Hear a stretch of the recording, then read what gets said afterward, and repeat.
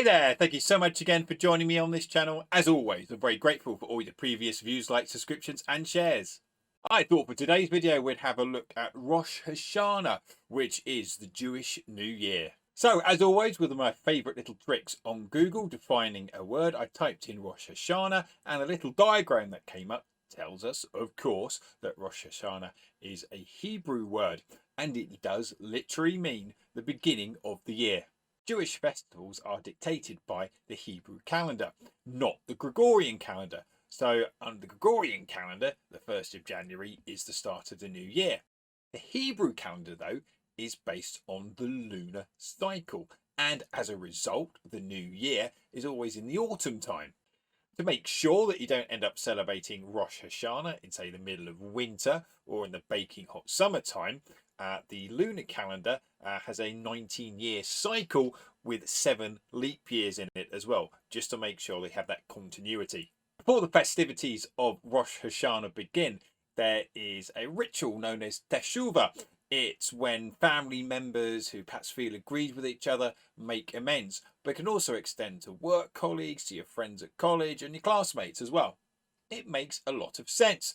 If Rosh Hashanah is about a new beginning and new start, then why not start afresh and fix some of those relationships that perhaps are not as they could be? At its core, Rosh Hashanah is about celebrating when God created both Adam and Eve. And here they are with some rather convenient placed foliage around their bodies. The shofar is a ram's horn and it's blown at significant moments in the Jewish faith. No surprises then that on the first 2 days in the morning of Rosh Hashanah, the shofar is blown. There is one exception. If the first day of Rosh Hashanah falls on the Shabbat, the holy day, then it is not blown at all. During services in the synagogue, the shofar horn is blown a number of times. If we look at the Tanakh, the holy book in Judaism, then God communicates to humanity through fire and light an awful lot. The burning bush for Moses, the pillar of fire that guides the Hebrews to the Holy Land are just 2 examples. When candles are lit to mark this period of time, it is traditionally the women who do so. It's their responsibility and privilege to create that spiritual setting. Challah is normally eaten on the Shabbat, and it's also an important food when it comes to Rosh Hashanah. But there's a special twist. It's dipped in honey in order to symbolise having a sweet new year.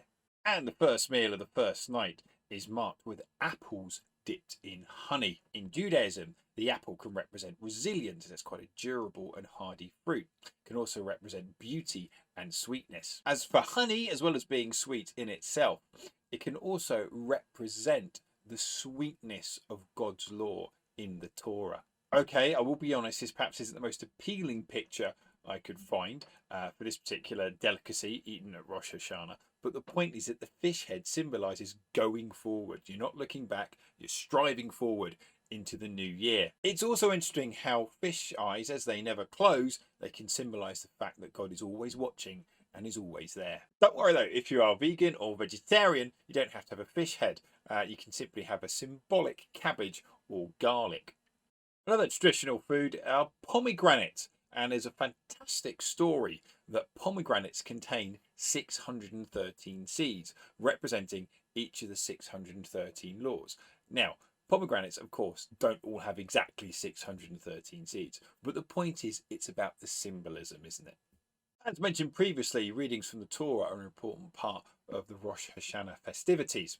And on the first day of Rosh Hashanah, the story of Isaac being born to the Jewish patriarch Abraham is read, and also the birth of the prophet Samuel. And that's important because those births occurred during the period of Rosh Hashanah. There's also a connection because both of these births were connected to prayers to God asking for children. Now, if you remember earlier, we talked about the shofar, the ram's horn that was blown during Rosh Hashanah. It's particularly important on the second morning, where the reading is about Abraham's near sacrifice of his own son Isaac. God sends a substitute sacrifice, a ram, to take Isaac's place. So you can understand why having that shofar horn blown is so important. But the story also highlights Abraham's faithfulness to God 10 days after Rosh Hashanah is Yom Kippur, translating as the Day of Atonement, when Jews focus on restoring their relationship with God. Did think about squeezing 2 videos into one, but it just didn't seem right. So I will look at Yom Kippur a bit later on this channel. I do hope that's okay. I really do hope that's given you a little helicopter view of Rosh Hashanah, but most importantly, if you are celebrating Rosh Hashanah, I do wish you a very happy new year. If you are able to like, subscribe and comment, then please do so. Thank you so much for watching, and as always, enjoy your learning.